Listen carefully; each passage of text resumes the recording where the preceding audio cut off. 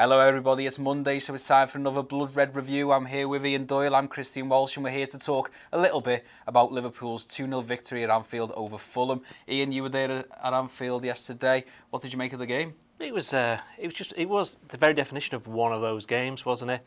Liverpool were expected to win. Fulham were expected to put up a bit of a fight. And that's exactly what happened. Liverpool, once they got the goal, which I'm sure we'll come on to in a minute, over it being slightly controversial, they just seemed to step it up a gear. And while it was hard work in the first half and was a little bit of a difficult watch, second half Liverpool, the golfing class was clear. Liverpool could have won by more. Well, we will move on to that controversy, of course. Alexander Mitrovic nods the ball to the cop end. 14 seconds later, Mo Salah is wheeling away in front of the Anfield Road stand in jubilation. I mean, how did you see that pan out? And do you feel Fulham can feel aggrieved? Were Liverpool lucky? What was your take on that? Well, where the press box is in the main stand at Anfield is near towards the cop end, so we weren't that far off being in line with the offside decision. I have to be honest, when I saw it at the time, I thought, that's offside. And I was still about to, when you go and check and look on the replays on the television screens, we have the look up and then Liverpool are away. And then suddenly, Trent puts Salah through. It's a goal. I think it was quite interesting the fact that it underlined that Liverpool have still got that counter-attacking ability. I mean, we haven't seen a lot of it this season because a lot of teams obviously know that's a strength for Liverpool. Keep people back. There's not really much chance for it, but they still had that quick thinking, presence of mind, going from Virgil van Dijk, who was telling Alisson, get this going quickly. We know we could be onto something here. Get it out to Trent. He plays a good ball through to Salah, and the thing is, once Salah is away, it's always going to be a goal. He has that pace, and I think it was. I don't know whether it's match of the day or there was somebody was picking up. I think it was BT Sport who did it at half time. They pointed out the fact that the defender just tried to play offside when there was no need for it because he knew he could never keep up pace with Salah, and that's the thing that he's brought to Liverpool since he's come there. And you look at the goal there after that half time. Second half comes, Xherdan Shaqiri with a lovely goal. I think it was a fantastic cross from Andy Robertson as well. Nerves were settled. I mean, that was vital for Liverpool because despite going in 1-0 at the break, it had, as you said, been a little bit of a rough time Fulham have given them. So, very important goal from the Swiss power cube. Yes, I did make note of that. I do like the fact that you call him that. That's one of my favourite things from yourself. So very well done there. It's a short list. But no, it was a very good goal. I think it's kind of been overlooked by that first goal. The talk about that. Because it went a very long way, that cross, and he had to watch it. Fulham switched off a little bit defensively, but it was a great finish. I mean, he just had to tap it into the net, didn't he? Just pass it. He didn't have to blast it. And yeah, I think Jurgen Klopp said afterwards, because there was a chance for Fulham in the first half when Sessegnon was through and missed.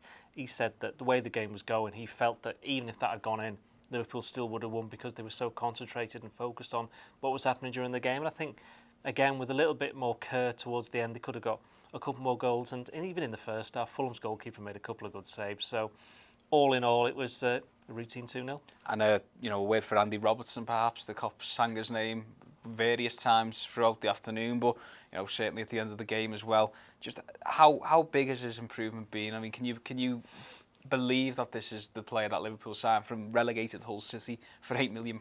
Well, the thing is, this time last season, he still wasn't in the team, was he? He'd made 1 or 2 appearances, but Alberto Moreno was still in there, and then I think he picked up the injury against Sevilla. Was it Sevilla? Yeah, well, I think it was Sevilla. I think it was Spartak Moscow, actually. Oh, was it?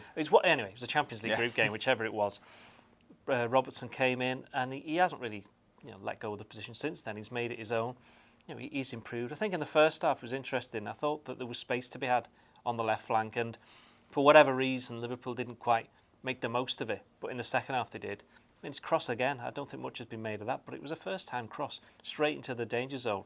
And I can't remember if it was on Twitter, somebody said, I can't remember the last time Liverpool had somebody who could cross the ball quite as well. I think they were forgetting the likes of Steven Gerrard and people like that, but he's a very good cross, and that to have that in your armoury, no Liverpool player has created more goals this season. So just moved away from Anfield for a moment. About 35 miles down the M62 was a decent game at the Etihad Stadium.